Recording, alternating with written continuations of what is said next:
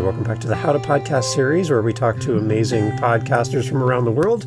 And this makes me happy because when I talk about podcasting with my friends and family, they kind of roll their eyes and go, "You again with the podcast?" And they're like, "We don't get it. We're not into podcasting." But when I get somebody on my screen who is into podcasting, I'm in my happy place because now I get to talk to Shannon and talk about her show and what she does and talk a little podcasting as well. Shannon, welcome to the podcast. Glad to have you here as my guest co-host, right? We're going to do this together. Welcome to the show. Yes.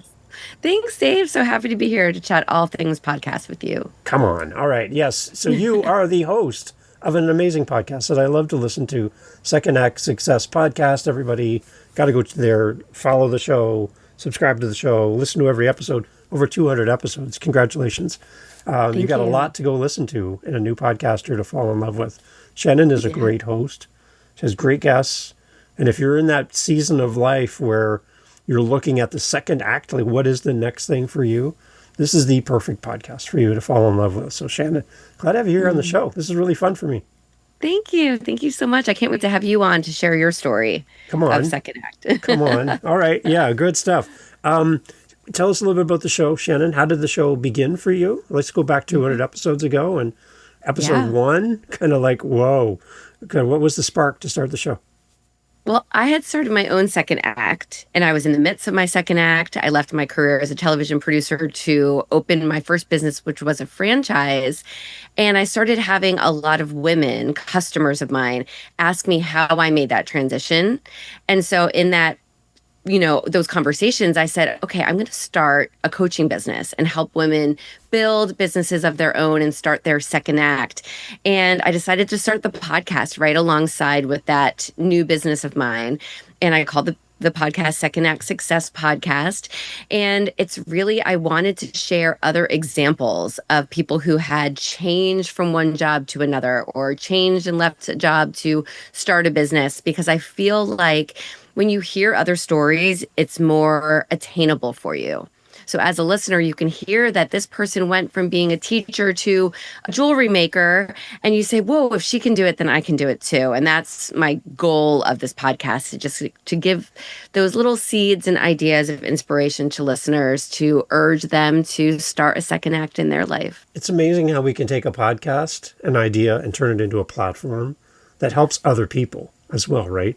So if I start my own little small jewelry business and my friends and family, neighbors know about it, but nobody else really knows, advertising this small business that I've created, this great idea, is really hard to do when you're first starting out. To come on your show and now get in front of your audience and talk about what you do, now you've just expanded your audience just by being a guest on your podcast. So I like that you're using it as a foundation to help other people and a platform for other people to connect and share their story. That's great. Yeah. And so many of my guests too, which I'm sure your guests do, are as well, are open to having listeners reach out to them and have those conversations of like, can you tell me how you actually did this and how you made that transition?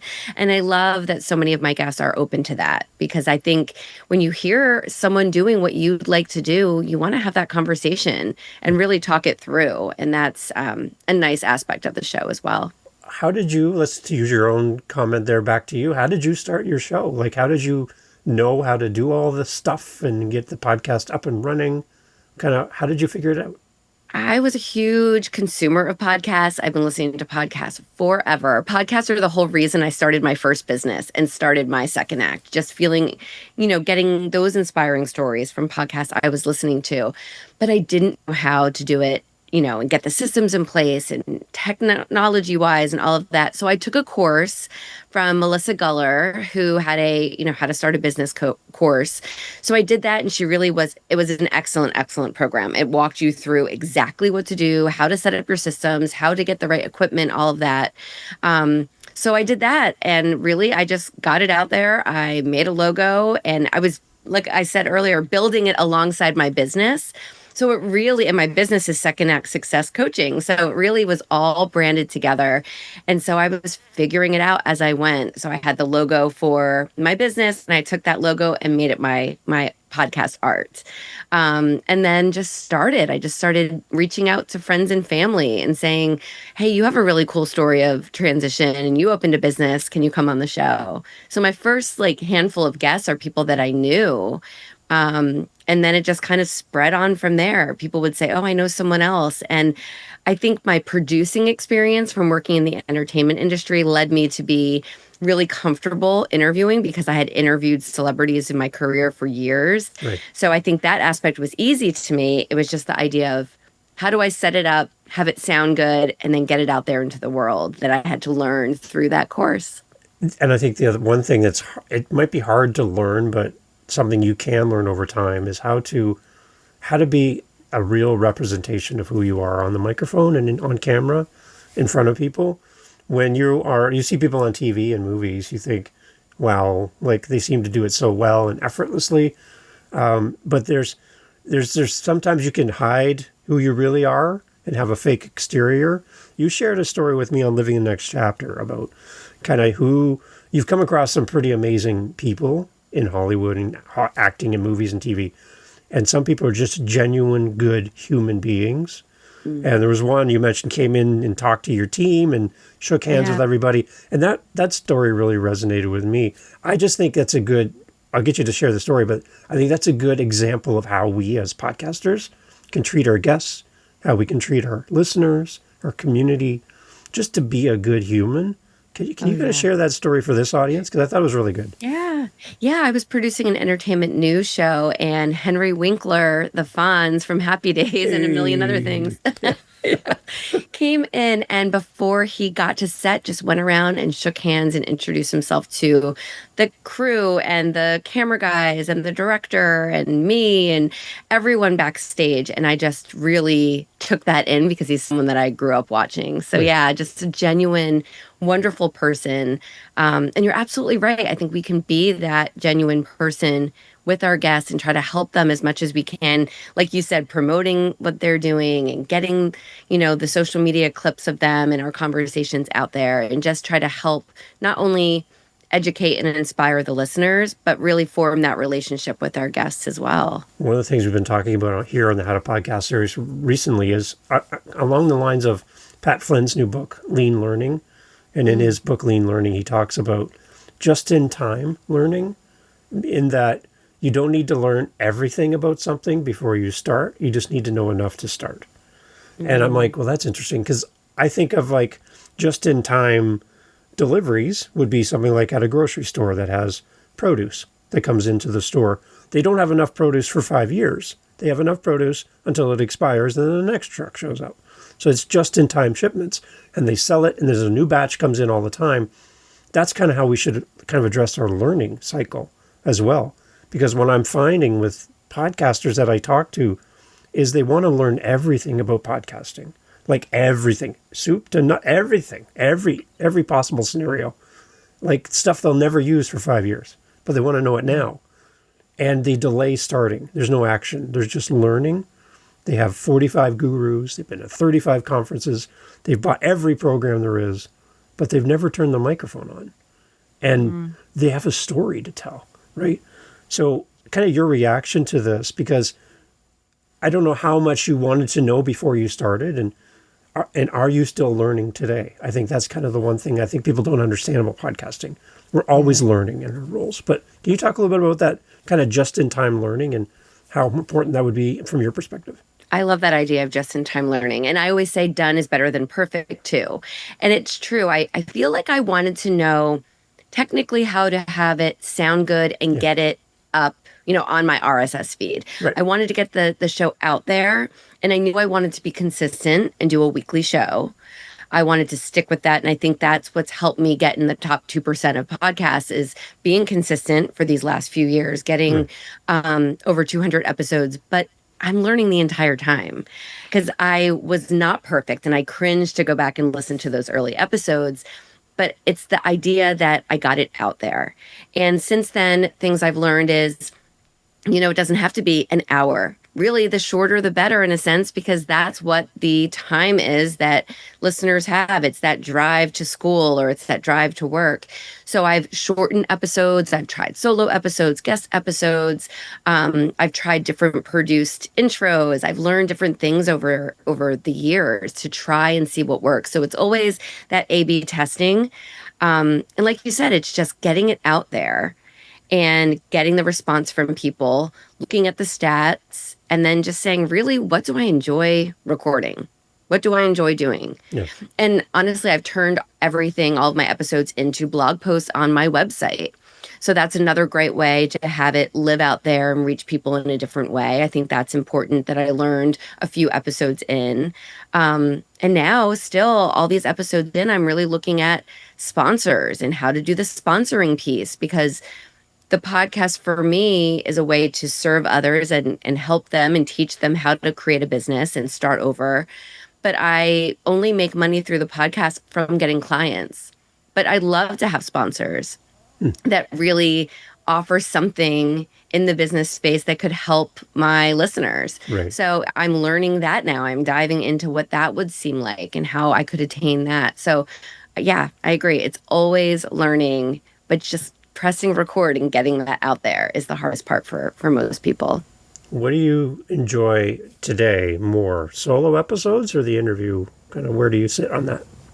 I love interviewing people. I love these conversations like we're having right now. So I enjoy that so much.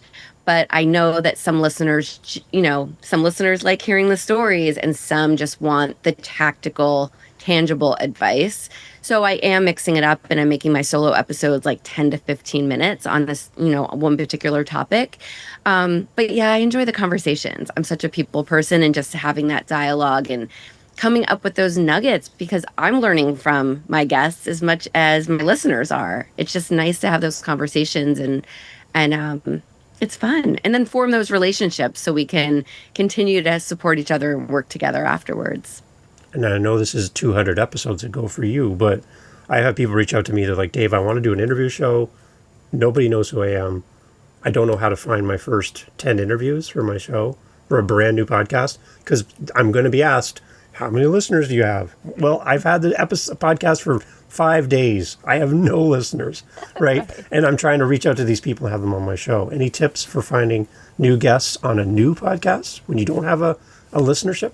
I think turn to your network, turn to friends and family. It just depends on your niche, and like who you're serving. But for me, finding people who had those second act stories has been really incredible, because there are so many people who have reinvented themselves. And that's a story that I want to share. And they're all so different. So for me, it's been easier to find guests over the years. But I think for someone new, think about who you want to serve, who your listener is, who you know in your network. Go onto LinkedIn or social media and find people and just say, hey, can we record for 30 minutes? And I will promote you, and this will go on my blog, on my podcast. And then there's resources like we were talking about earlier, Podmatch. Mm-hmm. Podmatch is incredible. I've met so many incredible people. And all you have to do there is make your profile, put up your podcast art, and people will pitch you. It's like a dating site for podcasters. So you can pitch yourself, you can pitch people and say, hey, come on my show. And people that are there already want to guest. So I think that's a really great place, don't you think, to just start. It's such a great resource. And I didn't even realize it when I signed up with Podmatch. I originally just signed up as a host, and it was like less than $10 a month. And I would easily spend $10 on promoting my show in other places. But here I'm promoting my show to podcasters and guests. So I'm getting people listening to my show just by being on the platform and showing people my podcast for less than $10 a month. I'm like, well, that's a good thing. But then all of a sudden I start seeing these things come through to me as payments to me from Podmatch. I'm like, what is going on here? But because I had certain people on my show who were on Podmatch, they were rewarding me by giving me back some money.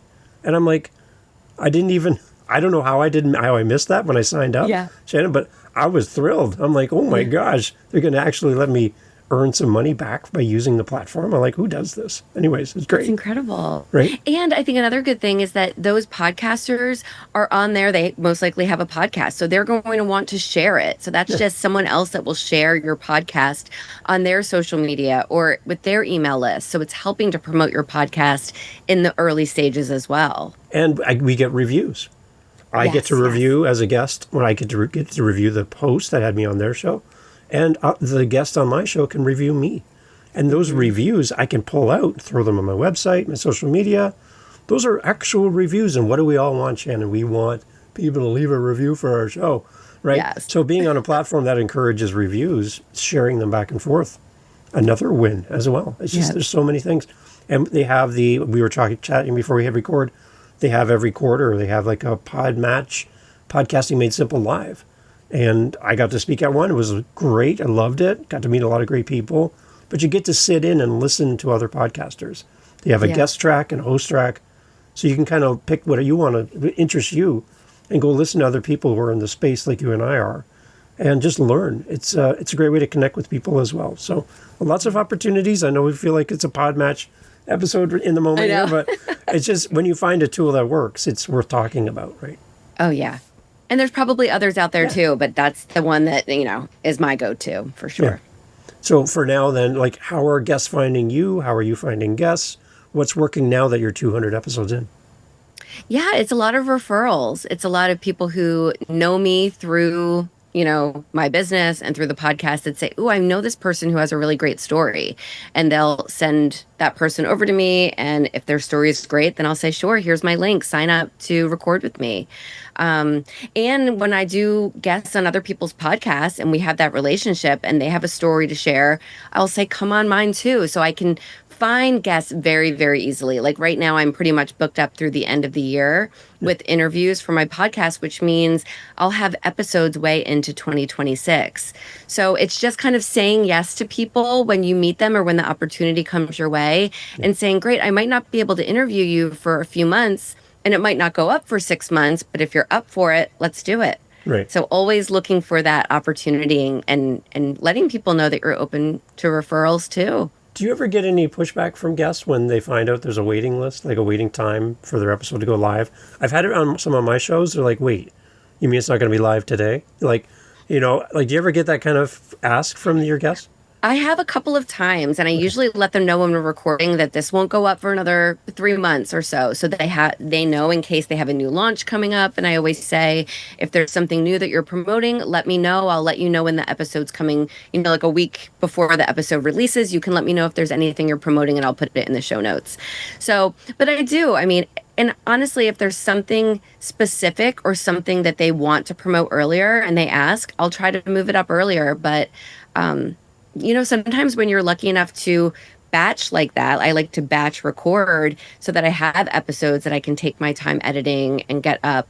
It just makes our life as podcasters easier. Yeah.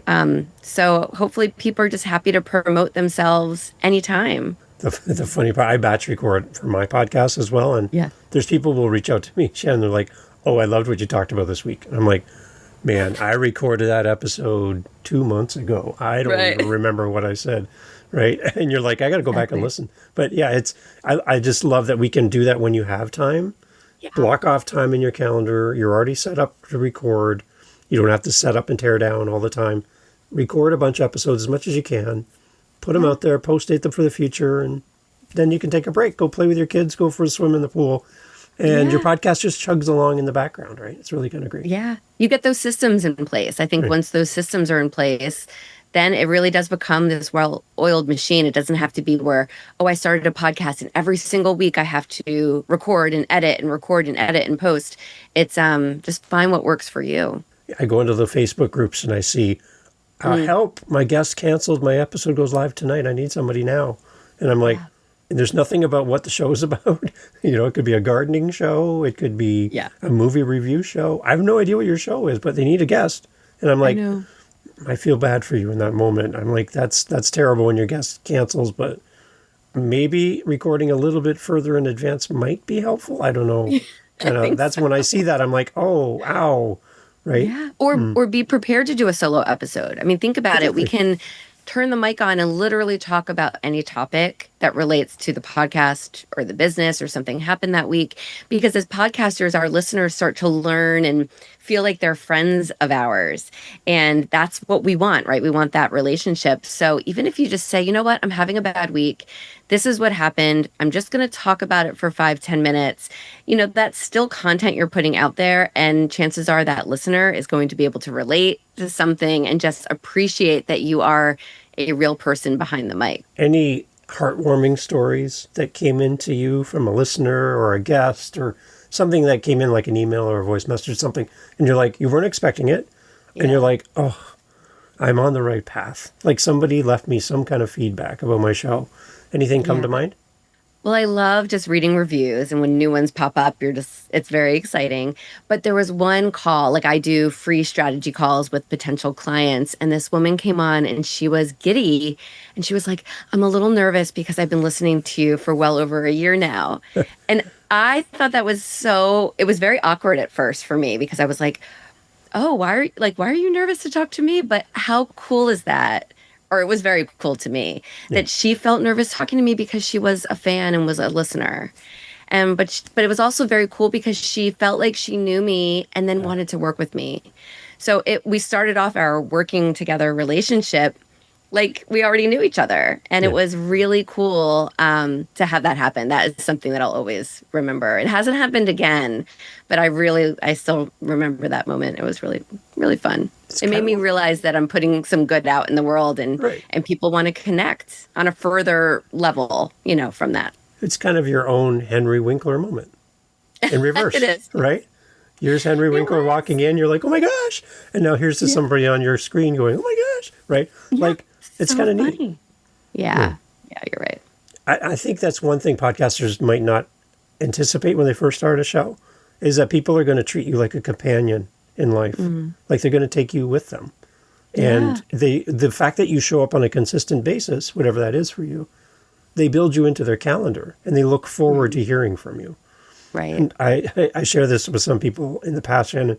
I had one person reach out to my show, and I thought it was going to be one of those heartwarming moments. And what the email basically said, "Hi, Dave. I listen to the How to Podcast series, but I don't listen to your show for the content."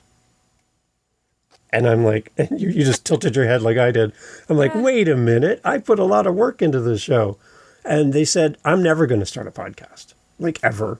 I'm not interested in podcasting myself, but I love your voice, and I love hearing you on a regular basis.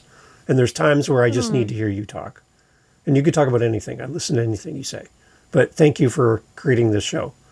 And I'm like, wait a minute. So it's more than just content, because everything I hear in all these rooms and from stages is content, content, content. But what about companionship, Yeah. companionship, right? I don't hear Yeah. that very often. And to see that email come in as proof that people will build you into their lives, like that's another whole level, right?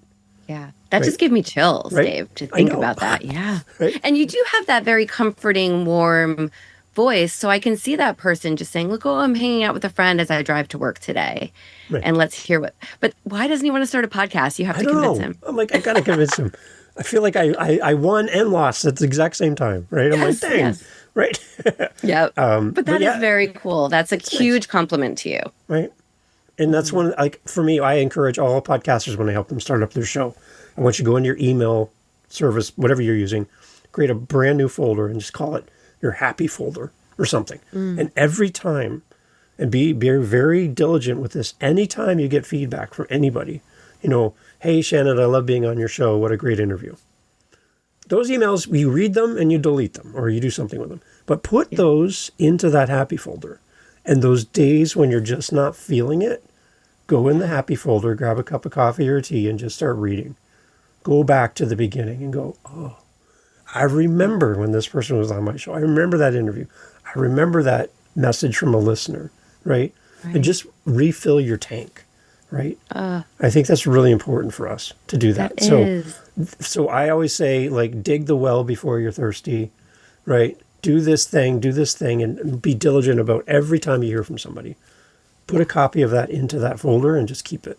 You never know when you're going to need it next. So, and I do that. That's great People send messages, and again, they don't come as often as we want, but only a small portion of our audience will ever reach out to us. Right. Because everybody assumes everybody else is doing it. So why would they care about what I have to say, right? It's so But true. we don't hear from people as often as we wished, right? So as you listen to Shannon's show, Second Act Success, you got to go and leave her some messages. I know she'd love to hear from you as well. It's so funny that you bring this up because I wrote a book recently and I've realized how important reviews are for the Right. book. Yeah. And so as an avid reader, I now go and I leave reviews for books that I read because I realize it's important to me. And it's the same thing with podcasts. I try to leave a review every time we hang up. You know, I'm guesting on a show. I ask people who are on my show to please, because it is so important to us to get that feedback. Because whether you're a podcaster, an author, any kind of solopreneur, you're doing it solo. You're by yourself. So you don't really know how your content is resonating. And those reviews going into that happy folder means so much. So yeah, absolutely. I'm leaving you a review of both of the podcasts I've guested on right after this, if I haven't already. Awesome. And one of the things I gently push back on podcasters who come to me who are kind of complaining that they're not getting reviews. They're not getting feedback. They're not getting, nobody's using my Buy Me a Coffee link. Like, there's all these things. They're like, why is it not working?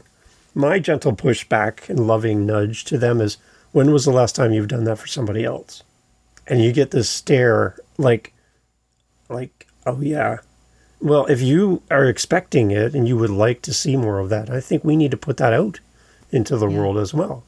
So one of the things I do when I work with a new podcaster is I get them set up with SpeakPipe, which is a way to get voice messages, right? Yeah. And SpeakPipe is great, and it's free for like 90 seconds or something. So you don't have to pay for it, which is great for a new podcaster.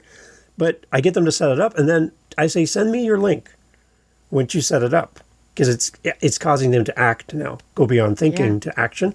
So when they send me the link, I said, I just want to be your first voice message. I want you to see that it works, right? Yeah. And see how it works. And I want to be the first person to leave you a message. That's my goal. So set it up and let me know when it's ready. If I don't hear from them from a week, I email them back. I'm like, hey, I'm waiting for that SpeakPipe link. When can I get this? Yeah. Right? And they're like, so they do it. Eventually, they do it.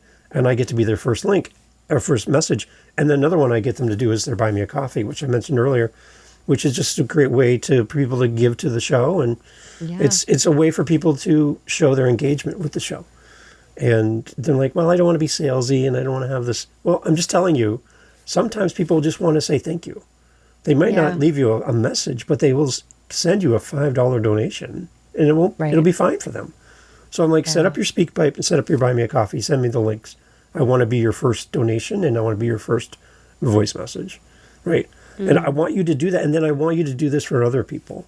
So as you come across other people who have these mechanisms in place for feedback or support, I want you to use them and be an active user as well. So that's my encouragement to anybody that's kind of complaining that they're not getting feedback, is to look in the mirror and go, are you a great example of what you want in this world yourself? Are you actually doing the thing?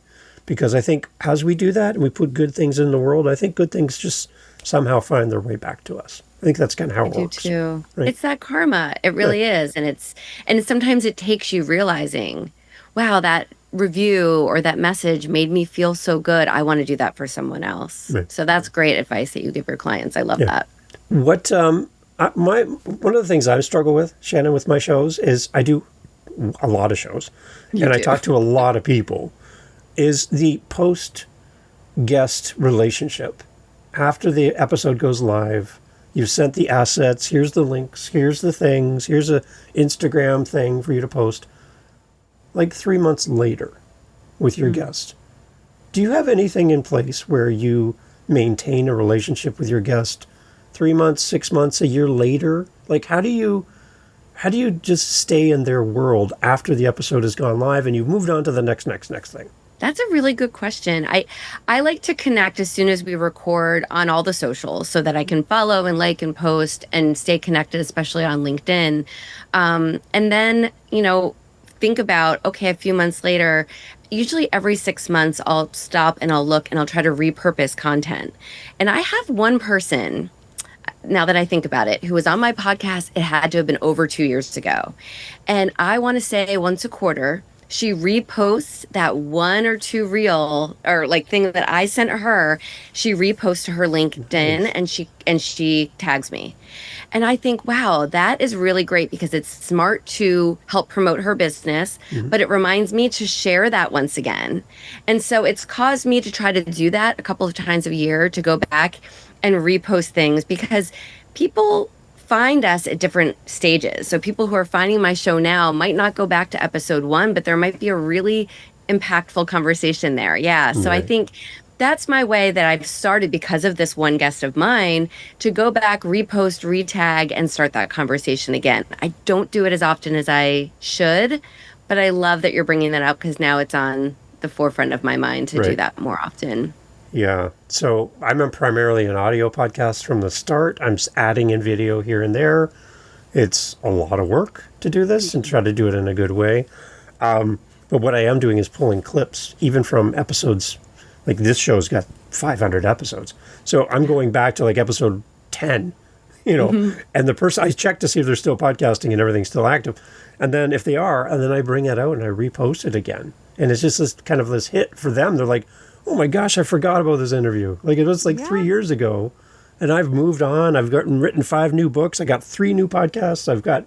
My whole life is different. But what a great reminder of that episode. And, it reconnects us in the moment right away. It's like it reinforces that bond.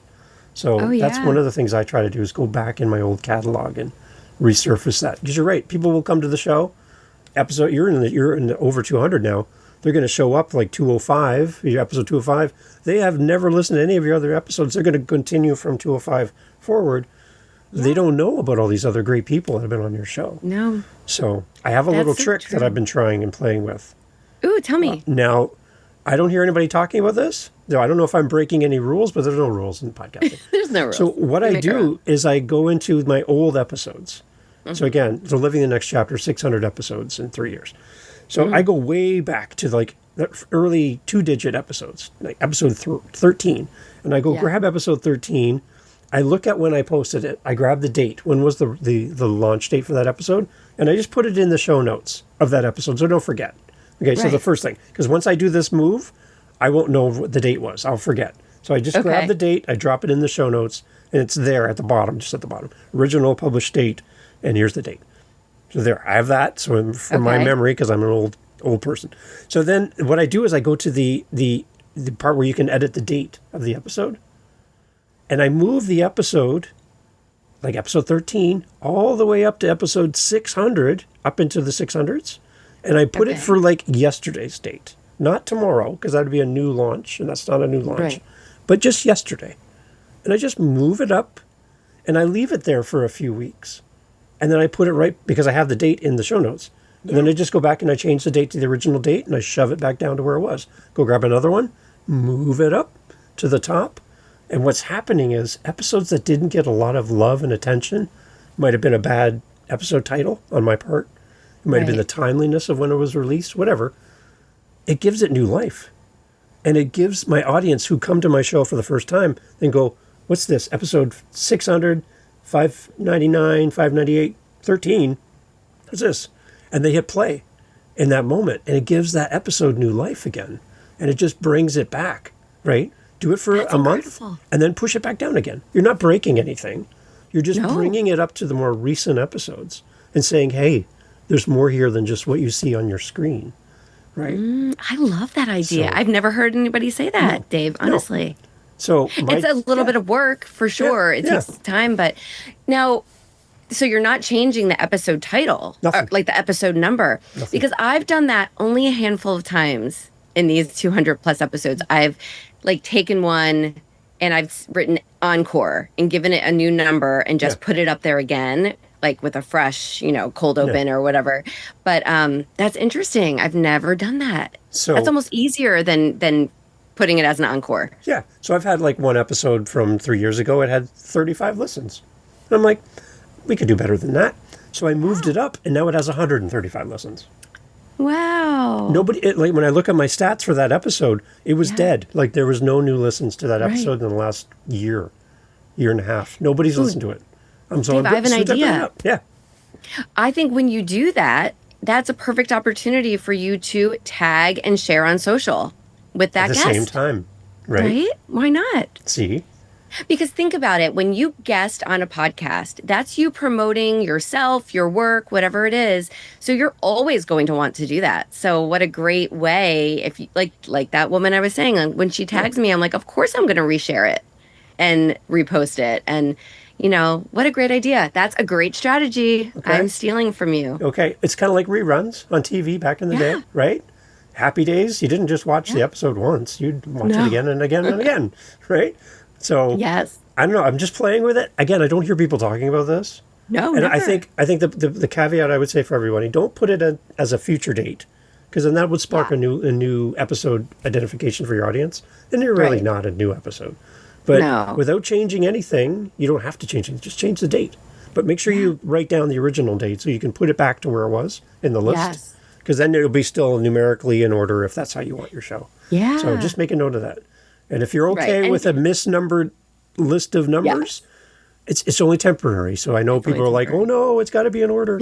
But just play with it and see if it works. If it doesn't work, then don't do it. But I just Right. putting it out there, going, "Have you thought of this?" Because I don't hear people talking about it. Never. And I think the other tip is to not listen to it, because if it's from way early, you might not Yeah, like yeah. how Oh you no, produce that episode. oh no, yeah, I have a newer client, and she told me that she's very type A.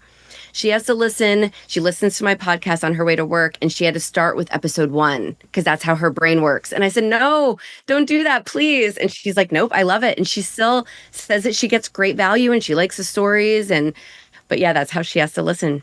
right. That's how you are. Yeah, well, I don't know if I'm type A. I don't know what type I am. My wife will have a list for you of all the different types that I am. But I do, when I find a podcast I love, I usually start in the most recent episodes because that's current. And, but then I'm like, oh, I love Shannon's show. I'm going back to the beginning because where Yeah.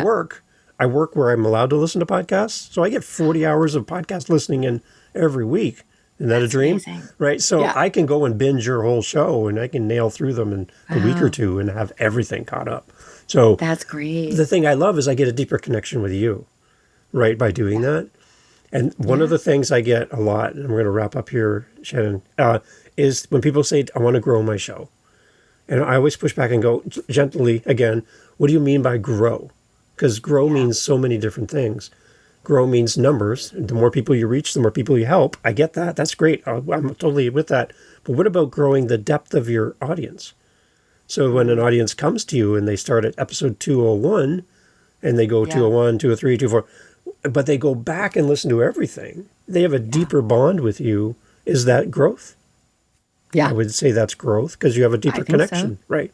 So that's another form of growth. So I'm always pushing back when somebody says, I want to grow my show. I'm like, grow how? Can you define the word grow for me? Because then now we know which path to go on. So anything you could do to bring back old content, reconnect with old guests, kind of show your audience that there's a great depth and value to 200 plus episodes for your podcast. If you can encourage them to go back in time and listen, as maybe sometimes we kind of cringe at maybe some of the quality of what we did in the past, it also then makes you human in the sense of the audience is like, wait a minute, I'm seeing growth from Shannon as she works her show, right? And I have more respect for you that you leave those episodes up and you show your path, you show your journey. I always want podcasters to build in public. Don't just show the best. Don't just show your Instagram highlights. Show the dirty, messy parts as you got there, because that's what people are going to relate with, right? Oh, 1,000%. Yeah. Oh, that's Excellent. great. Cool. What's coming up in your show in the future? I know you said you had a guest on who quit mid-meeting and said, I'm out of here. Like, those are great stories. Come on. Yeah. And I've been getting a lot of comments on social from a little clip that I posted because she quit mid meeting and said, I don't think I can be here anymore. She had a very toxic boss who was later let go, but she left and she took all of her experience and started a leadership coaching business where she is a people strategist and she helps other companies form really safe, nice company cultures, which is what she didn't have with that toxic boss. So, really incredible. That's episode 205 that's out now. Nice. And then next week, I have an amazing woman who was a mechanical engineer and she decided to be a stay-at-home mom.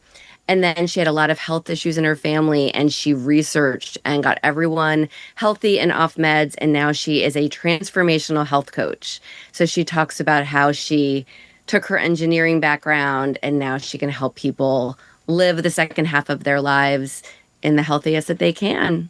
So another inspiring story. All right. Do your promo, Shannon, as we head towards the door.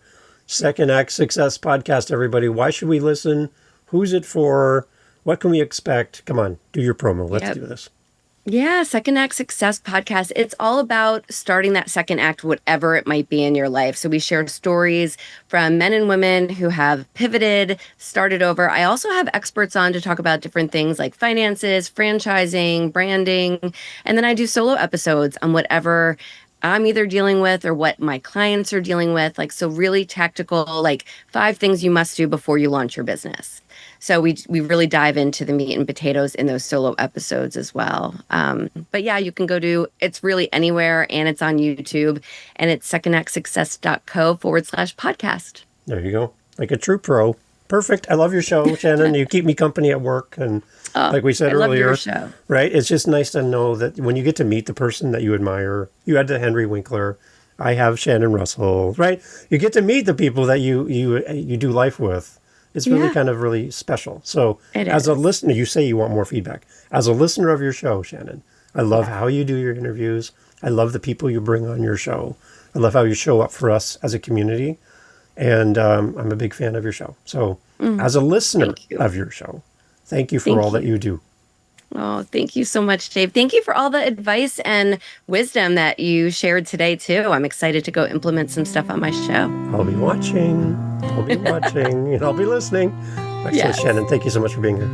Thank you. Hey, thanks for being here. Thank you for listening to the end of the podcast. You're here with me. I'm so grateful. I want to put something in front of you.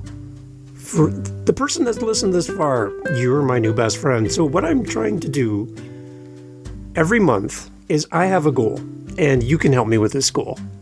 Very simple. What I'm trying to do is have 5 conversations this month with listeners of the How to Podcast series. You don't have to have a podcast to respond. This can be the first time ever that we're going to have a conversation, but I'm looking to talk to 5 people. Now, you're still here, so you're one of the people that I would love to talk to next. So on my howtopodcast.ca website is a calendar, and I'd love to have you respond on howtopodcast.ca. Just click the calendar link, set up time in my calendar, and in the comments section for the meeting, just put something like listener. That's it. If you have a show, put it in the comments too so I can go listen. But if you don't, I just want to talk to 5 listeners every month from now to the end of the month. So if you're listening to me right now, you're the person I want to talk to. And through howtopodcast.ca, you and I can get together, chat about the show, chat about your journey as a podcaster. Where are you at? What do you need the show to become for you? What's missing? Your feedback. I just want to meet you. And as podcasters, I would encourage you to do something similar to this in your podcast so that you can meet and interact with your audience. So, howtopodcast.ca, I'm looking to talk to 5 people every month, and I would love for you to be one of them. Reach out. It's free. I'm not selling you anything. I just want to talk to you at howtopodcast.ca. Let's get in the calendar and chat. Thanks for listening.